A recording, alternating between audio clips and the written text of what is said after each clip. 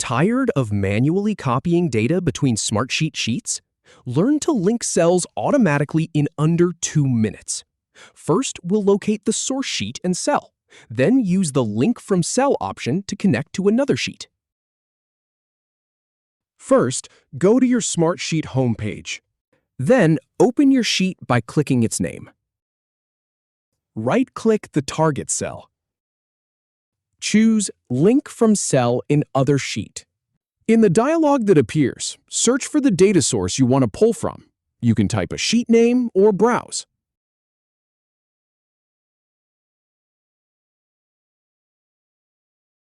Once you've found your source, click Create Link in the lower right corner to finalize it.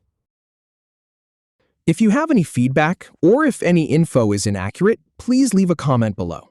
We'll do our best to answer or redo the video if needed. Thanks for watching.